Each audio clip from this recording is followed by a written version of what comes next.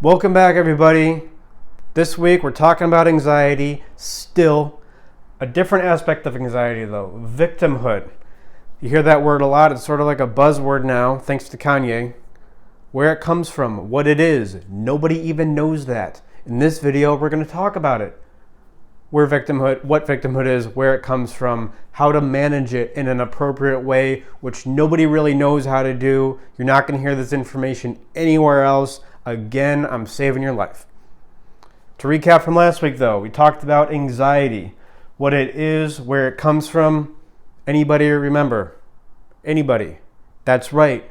Anxiety is an emotional response from the environment telling you there is a threat or a loss. Let's pay attention. That is what anxiety is telling you. Hey mind, hey body, let's pay attention. Something's going on. Now let's do something with it. Now that we're feeling the anxiety, the first thing we can do with it is to really not do anything with it. We avoid it, what we talked about last week, which leads to OCD, obsessive thoughts, compulsive behavior, some sort of disorder. The way out of OCD, the up arrow, in through the up door, awareness, becoming aware of the anxiety by making friends, by journaling, by meditating, and even going to group. Even being a loser and going to group. Maybe being a loser is okay. Maybe the reason you're not changing the way you want to change is because you haven't admitted to yourself that, hey, maybe you're a loser in some areas. Maybe you need to go to group, hang out with other losers, identify, feel your anxiety so you can bring it up here. Now we're feeling it. And now we can do two other things with anxiety. The second thing we can do, we're covering in this video, is something, it's destructive. Well, we'll get to it. It goes down a little, right? That is symbolic of something, that signifies something, that signifies that maybe it's a little destructive. Again, the board shaking, you know why that is. There's a bed right here. A little bit destructive.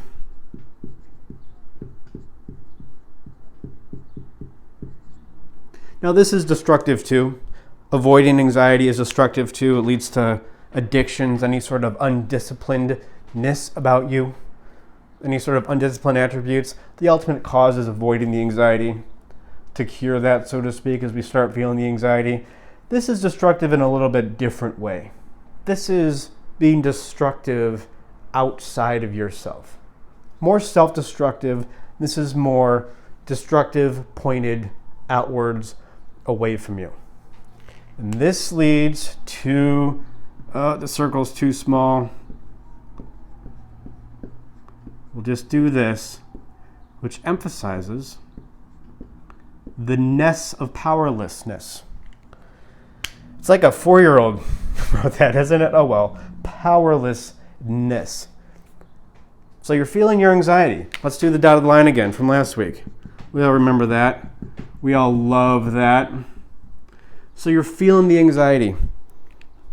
Everything above the dotted line is conscious. Everything below is unconscious. You're feeling the anxiety, but you don't really feel like you can manage it on your own. You don't feel capable of handling the anxiety. So you kind of you take the anxiety. I mean, you're feeling it. This is, I would say, better than being unconscious with the anxiety. At least you're feeling the anxiety, but you're sort of just like placing it in other places, placing it on other people. Anxiety is, think of it as a heavy box. That's the analogy I use. It's this heavy box that you're holding on to. Now, when you avoid the anxiety, you just pretend that the box isn't there. You go, oh, what box? Oh, why is my back sore? This is weird. Why is my back sore? The back sore is the OCD, the obsessive thoughts, the compulsive behaviors. You're just denying that the box is there. When you're being destructive with the anxiety, which leads to powerlessness, you're taking the box and you're making other people carry it. Or you're making them carry at least part of the box. And this is mostly, I would say, unconscious, but there is still a conscious element to this. You know on some level that you don't feel capable of handling the anxiety on your own because you don't really understand how to feel it, or your body hasn't acclimated. That's a better way of saying it. Your body hasn't acclimated to feeling the anxiety because it's just a stress on your neurology, no different than lifting a heavy weight like we talked about last week. And also you're destructive. You feel powerless with your anxiety because you don't know, until now, where it comes from. It comes from some sort of threat, some sort of loss in your environment, in reality. You are out of touch with reality. And I'll just do this to make this a little bit clearer. And then I'm going to stand in front of it for the next 15 minutes, but it's there now. This is reality. Even if the threat's imagined, even if the loss is perceived and not really a part of reality, it's still reality. It's psychic reality, which as long as we're talking about your psychology, that matters perhaps more than the real reality, than the reality that's really there. So we feel helpless. We are destructive with our anxiety, which leads to powerlessness. You can also say helplessness, right? And this leads to a bunch of things. The main thing, or the main manifestation of powerlessness, is complaining. Try to keep all the tenses the same this week. We'll see. You just complain. Right? This is what we talked about last week. Your Aunt Bertha visiting you on Thanksgiving. She just complains. She's being powerless. You just talk about it like you can't really do anything with it, because the implication is you can't really do anything with your anxiety, so you complain about it. Another manifestation of this is passive aggressive. You can't read that, but just trust me, that says passive aggressiveness. Ooh, that's rough. This is when you're trying to be assertive, but you're doing it in a passive way, right? Like, wouldn't it be nice if you wore this shirt out tonight? Or why don't you put on something more, you're being passive with your aggressiveness. Instead of just saying what you want, hey, I'd like to eat this, or hey, I'd like you to wear this shirt, being an authentic communicator, you're passive with it because you ultimately feel helpless. So you're still sort of communicating. It's still somewhat conscious, like, but it's still, you're doing it in a passive sort of way, in an unconscious sort of way. Another thing that another manifestation of powerlessness is martyrdom. God, I hope that's how you spell martyrdom. Martyrdom. You want other people to play into your victim complex. Of course, the main one we're talking about. Victimhood. Feel like you're a victim. Like there's forces outside of yourself keeping you down. This is the man, quote unquote. This is the government. This is big corporations. These are, big bankers. Whatever documentary you watched on Netflix last night, I'm sure that had some sort of victim complex built into it. Extremely popular today. So I Kanye tweet about it. Thanks, Kanye. And it is a disease. He said self-victimization is a disease. And what does he mean by that? Well, I don't know what he thinks he means, but I can derive some truth out of it like everybody else is doing. Kanye is like a prophet in that sort of a way. It's a disease in that, it's not literally a disease. There's no pathogens or anything like that. But it's a disease in the extent that the more you feel it, the more the anxiety affects you, the less likely you are to see it that the anxiety affects you.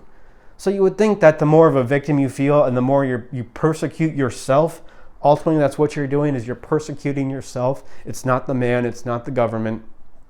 It's yourself persecuting you. And the more you do that, the less likely you are to see that you're the one doing it. The anxiety, it covers its own tracks. It covers up its own symptoms. And so you begin to honestly think that your story of persecution is real. But it's not. You're creating the story to justify your feeling of powerlessness. It's not about facts. It's not about disabusing people of like, oh no, it's actually not this thing keeping you down. That doesn't make sense because let's look at this information. Well, you get rid of that, they will come up with another story of victimhood, and another, as long as this feeling of powerlessness is there and present. Until you get out of the powerlessness, which we're going to get to quickly, and back into anxiety, you're going to come up with really good reasons for why you are a victim. Victimhood. Man, I know there's more here. Oh, criticism. That's a great one. Criticism. Criticizing others. Now, there's a good way to criticize others. Not all movie critics, I think, have anxiety, although look at them. They're all kind of nerds. Nerds tend to have way more anxiety than the rest of us. I may know something about that personally. But criticism. You're criticizing others. You're making them feel powerless because that's how you feel. This is also true of self-criticism. Criticizing yourself. Justifying in your mind this deep feeling, this subtext of powerlessness. Very powerful. And we get addicted to these things. We get addicted to feeling powerless. Emotions, I mean, they're just chemicals in your brain. It's no different than any sort of drug. Really, it's the same thing. Like feeling your anxiety is no different than lifting a heavy weight at the gym. An emotion, any sort of emotion in your brain, you can get addicted to it like you get addicted to any chemical, and you will sabotage your life because that's the brain state that you're used to. People sabotage their lives for their drugs, for whatever, crack, heroin, alcohol, whatever.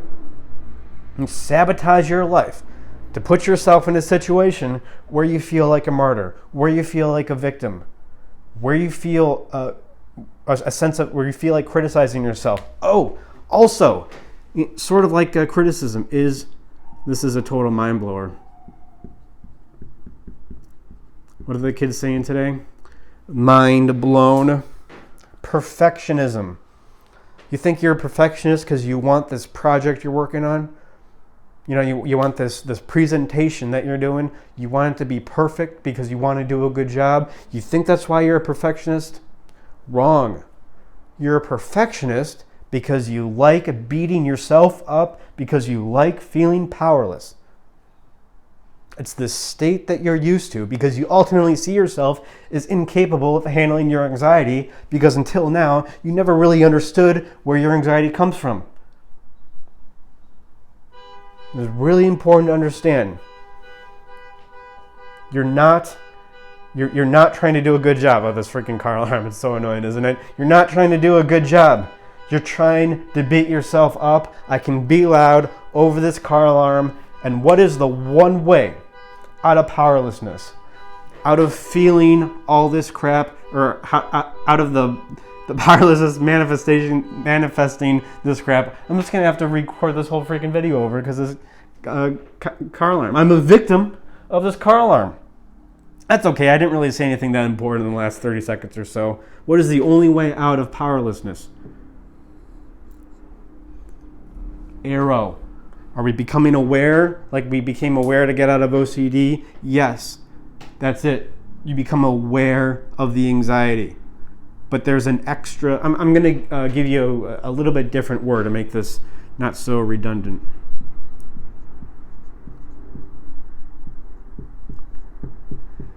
Sponsibility. Anybody like Rugrats as much as I do? Sponsibility, responsibility. Specifically, how am I responsible? You know, like you're way out of OCD. Ask yourself, what am I avoiding? Now, this is part of responsibility. I want you to incorporate everything that we discussed here with becoming aware of your OCD. How am I what am I avoiding? But to get out of powerlessness, it helps to add the little flavor of how am I responsible for this? How do I like my martyrdom? What is it about me that likes that? Why do I like complaining? Why is that fun for me? Why do I like being passive aggressive? What is it about my victimhood story that I love? What is it about me that makes me love that? You are taking responsibility for your victimhood. Why do I need to tell myself these stories? Why do I need to be self-critical? Why do I need to be a perfectionist and say, oh no, it's because I really just want to do a good job on this presentation at school? This is great journaling. This is great meditating. When we talked about getting out of anxiety last week, this is good to bring up to your friends in a mature way, right? You're not dumping on them. You're just talking about it in a way that, I know I do these things, but maybe it's okay. You're being responsible with it. Very un-Aunt Bertha-like. And I get it. This stuff is tough. I mean, this is not easy. Again, I'm simplifying anxiety. I'm simplifying psychology here. But what's ironic about it is this is as difficult to manage as it is simple. And this is tough. I know. Because you know what a threat, you know what a loss is? This is trauma. And when we feel like victims, it's because we've had a lot of trauma from perhaps a very early age, even neglect. I mean, that's the most popular form of trauma out there. Even neglect can be very damaging. And I get it. I can appreciate how difficult this stuff is to come to terms with. And I can appreciate how easy it is to just complain, be passive aggressive, play the victim. You get attention this way. Now we have a society that justifies this to some extent, not as much as people want you to believe. So I get it. But if you really want to feel your anxiety, and if you really want to handle it in a mature way, and again, to repeat myself from last week, and by mature, I mean not only beneficial to you, but beneficial to other people, and do that which is godlike, to express that which is godlike, lowercase g, God in you. To be Buddha, to be Zarathustra, to be a Jesus on the cross, sublimating that which is worst about you into the best within you, to be a gladiator, to be a terminator. You have to feel it. You have to be responsible, and even and especially when it's the easiest to put responsibility on somebody else, that is precisely when you need to take the most amount of responsibility the most amount of times, all the time. Crucial for doing what we're going to talk about next week, the third and final thing we can do with anxiety. Please emblazon this on your mind, and emblazon this on the base of your mind, your cerebellum. And don't just understand this.